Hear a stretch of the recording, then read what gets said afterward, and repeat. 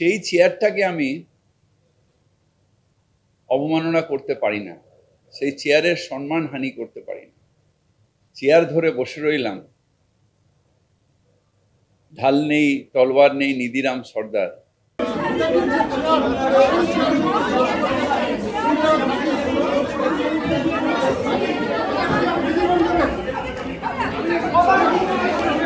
চেয়ারে শেষ প্রণাম, তারপর নেমে গেলেন ঘোরানো সিঁড়ি বেয়ে।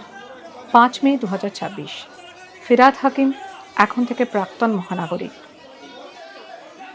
তার পদত্যাগের জল্পনা ছিল আগেই। রাজনীতির জল আরো ঘোলা হওয়ার আগেই পদত্যাগপত্র জমা দিলেন মেয়র ফিরহাদ হাকিম। জানালেন চেয়ারের মর্যাদা রক্ষা করতে পারছিলেন না, তাই এই সিদ্ধান্ত। ফিরহাদ হাকিম কেউ না, কিন্তু যে চেয়ারটায় আমাদের সেই সব প্রাতঃস্মরণীয় ব্যক্তিরা বসেছিলেন, সেই চেয়ারটার একটা আলাদা সম্মান আছে। আমি নিজে যখন মেয়র ছিলাম দাপুটের সাথে চালিয়েছি। মানুষ প্রচুর যারা আসতেন, শুধু টক টু মেয়রে না, তাদের সাথে সাথে রিলিফ দেওয়া, এই কাজটা করতাম। এখন সেটা সম্ভব হচ্ছে না, তাই সেই চেয়ারটাকে আমি অবমাননা করতে পারি না, সেই চেয়ারের সম্মানহানি করতে পারি না। চেয়ার ধরে বসে রইলাম, ঢাল নেই, তলোয়ার নেই, নিধিরাম সর্দার। সেই মানুষগুলো যারা হয়তো আমার থেকেও বেশি দাপুটে ওই মেয়রের চেয়ার চালিয়ে গেছেন, তাদের প্রতি অসম্মান। তাই আমি ঠিক করেছি যে আমি আজকে রেজিগনেশন দিচ্ছি। 2018 সালের ডিসেম্বর শোভন চট্টোপাধ্যায়ের পর কলকাতার মেয়র হন ফিরহাদ হাকিম। বিশ্বস্ত ববির হাতে মহানগরের দায়িত্ব দিয়ে আশ্বস্ত হয়েছিলেন মমতা বন্দ্যোপাধ্যায়ও। মহানাগরিক পদে তিনি থাকাকালীন হয়েছে আমফান, এসেছে করোনা, সে সব বিপর্যয় সামলেছেন। আবার জমাজলে শহর বিপর্যস্ত হলে সমালোচনা হজমও করেছেন। তবে প্রকৃতিতে নয়, সবথেকে বড় বিপর্যয় যেন নামল রাজনীতিতে।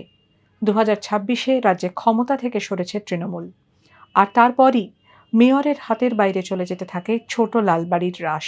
कि कॉरपोरेशन डिफंक्ट कर दिया गया, कमिश्नर वही डे टू डे जो पॉलिसी मैटर्स जो है, तो उनमें इलेक्टेड जो कॉरपोरेशन है वो प्रैक्टिकली डिफंक्ट हो गया है।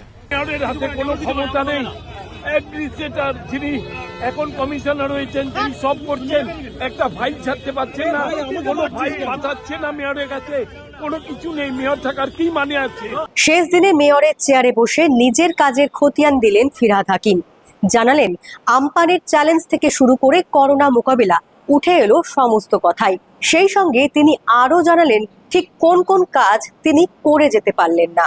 আমার একটা ইচ্ছা ছিল জীবনে নেতাজিকে শ্রদ্ধা জানানো। কিভাবে? যখন নেতাজি মেয়র ছিলেন, এটা আমি শুনেছিলাম, আমার এক সাংবাদিক বন্ধু টিভিতে বলছিল, তখন খুব জল জমেছিল ঠনঠনিয়াতে। নেতাজি গামবুট পরে হাঁটতে হাঁটতে এখান দিয়ে ঠনঠনিয়া গেছিলেন, সব অফিসাররা গেছিলেন, কোমর অব্দি জল ছিল। সেই জল আজও জমে। সেখানে আমি ঋষিকেশ পার্কে একটা ড্রেনেজ পাম্পিং স্টেশন প্রায় কমপ্লিট, মানে অনেকটা এগিয়ে গেছে, কিন্তু ওটা উদ্বোধন করে আমি ভিত্তিপ্রস্তর করে এসেছিলাম, কিন্তু উদ্বোধন করতে পারি। পালাবদলের পর পুরসভা নিয়ে তৈরি হয় জটিলতা। তারপরই মেয়র পদ থেকে অব্যাহতির কথা মমতা বন্দ্যোপাধ্যায়কে জানিয়েছিলেন ফিরহাদ। প্রথমে অনুমতি না মিললেও কলকাতার মেয়রের সম্মানজনক বিদায়ের কথা ভেবেই তিনি রাজি হন। 5 মে কলকাতা মেয়রের আসন ছেড়ে শেষবারের মতো উঠে গেলেন ফিরহাদ হাকিম। অনেকে ক্রিটিসাইজ করবেন, অনেকে অনেক কিছু বলবেন, কিন্তু স্বচ্ছভাবে পৌরসভা চালানো এবং মানুষের প্রত্যাশা পূরণ করা, এটাই কাজ। নতুন সরকারের কাছে, মুখ্যমন্ত্রীর কাছেও আমার আবেদন, মানুষের প্রত্যাশা পূরণ করা। আপাতত পুরসভা অভিভাবকহীন। কে হবেন নতুন মেয়র, এখন সেই দিকেই তাকিয়ে আছে কলকাতা।